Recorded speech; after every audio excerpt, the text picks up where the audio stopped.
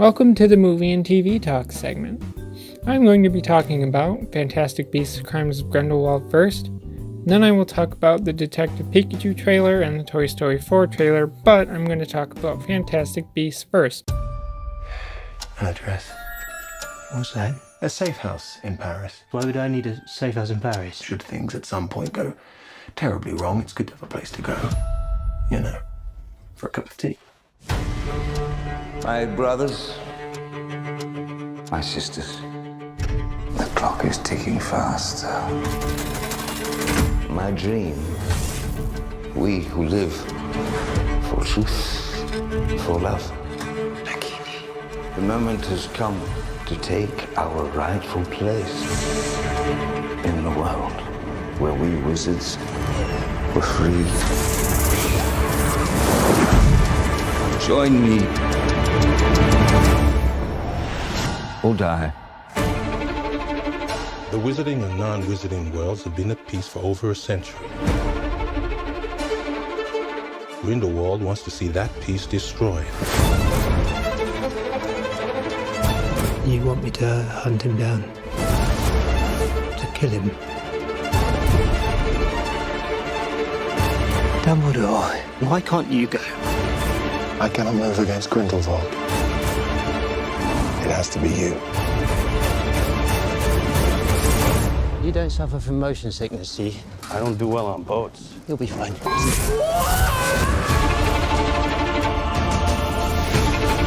Do you know why I admire you, Newt? You do not seek power.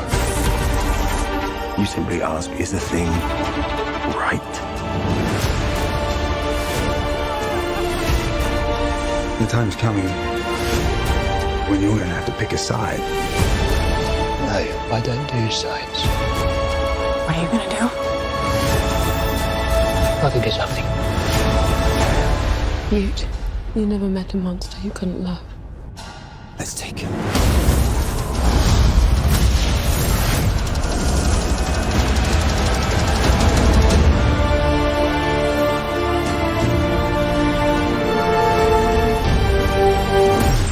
That's your brother? I think that might have been the best moment of my life. So, if you don't want to be spoiled on this movie, then skip this part of the segment now. Yeah, so I got to see this, and I will try not to say much about the movie other than what I have to for the points I'm going to be making. Now, the one thing these movies always do good with to me are the effects. All the effects look really good, and they always will be good. The beginning was a little shaky with the effects, but that's what you get when you're trying to have this action sequence on a flying carriage in the sky in a thunderstorm. Things were a little hard to see in that opening action sequence. They did really good with making Credence look 10 years older than he was in the last movie. I thought that Johnny Depp was great as Grindelwald, and I was glad to see more of him, and I thought Jude Law was a good Albus Dumbledore, a young one. Now, the biggest thing that I had an issue with in this movie is it's really getting the names and family origins of all their well-known characters in this universe just mixed up to the point that you really have to step back and take your time to know who everyone is and what their importance is. I mean, this movie does a ton of name dropping, but never explains why one needs to care about these characters. There's the Lestrange girl that they mentioned in the previous movie like 1 or 2 times, and she's all over this movie. They show some backstory of when her and Newt were much younger, and how much at the time Newt really cared for her, and that's fine. But now she's going to marry Newt's brother, so yeah. They also mention another Lestrange, a Corvus Lestrange, that we don't see, but the other Lestrange says that she killed him, but in the flashbacks she switches babies with another family on the boat. Like, did Corvus die or not? Obviously Credence isn't Corvus, but like, I want to know what happened, and they didn't explain it very well. Also, in one of those flashback scenes with Newt and Leda Lestrange, that's the one I was talking about earlier, in which someone says Professor McGonagall's name, and I know what I heard, and it's like, I didn't think she was around Hogwarts that much. We also had a Nicholas Flamel make an appearance in this movie, though whenever they said his name, I must have missed it because I had to ask who that old guy with the white hair was. He had a very small part in this movie and was really only useful in the last action sequence to stop the blue flaming dragon that Grindelwald unleashed that was going to do what exactly? See, they don't explain what the purpose of the blue flaming dragon was at all. Like, they all just said, we can't let it leave France, so I don't know. But when we were at Flamel's place, he opens his closet and there's a red jewel-looking thing that I believe is the Philosopher's Stone or Sorcerer's Stone, whatever country you're in. Whatever you want to call it, because that's the thing Flamel creates and uses to make the elixir of life, which is why he's immortal. Then at the end of the movie, Grindelwald calls Credence Aurelius Dumbledore, because reasons. I don't really get if Grindelwald knows who Credence is, but I don't think he's a Dumbledore. But I guess I could be wrong. Like I said, it makes all this important character family stuff more confusing than it already is before these movies happened. The second biggest issue I have with this movie is that it has no plot whatsoever. The overarching idea is that Credence wants to find who he is, and he really doesn't ever do that. He just gets a new name from Grindelwald.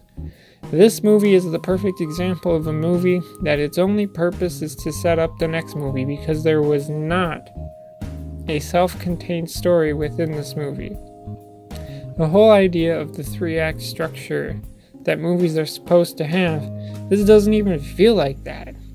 It's like one short first act and one really long and drawn out second act that never resolves at all. I know that in these types of movies, or these types of series, that having movies be bridge movies is going to happen, but for the most part they still have some kind of self-contained story most of the time. Like, that's what Marvel movies do. Another thing is that towards the end of the movie they really drop the first idea of Fantastic Beasts for just the dark wizarding world stuff.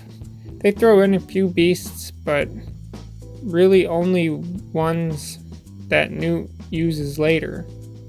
I found it interesting that Grindelwald somehow is able to see the future and predict like World War II or whatever that was. I also didn't get in the scene where the black sheet's flying over the building and only like 4 people, 3 being Newt, Tina, and Queenie.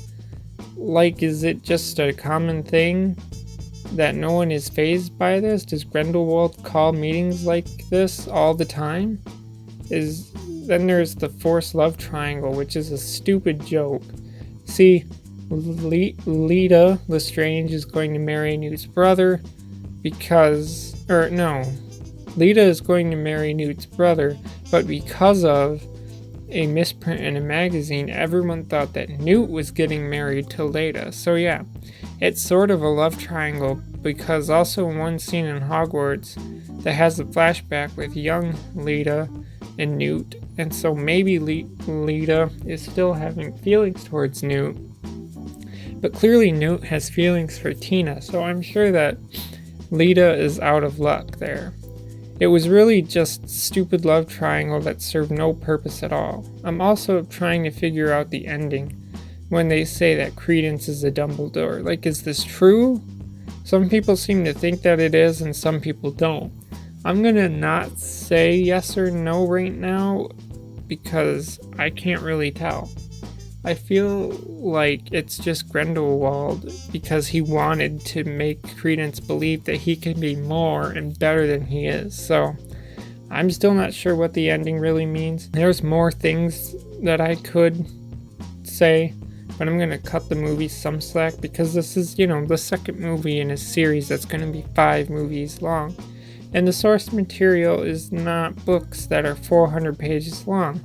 So they do have to make up some things as they go. Plus the movie was fun. It was entertaining to me. So I'd say go watch it and decide for yourself.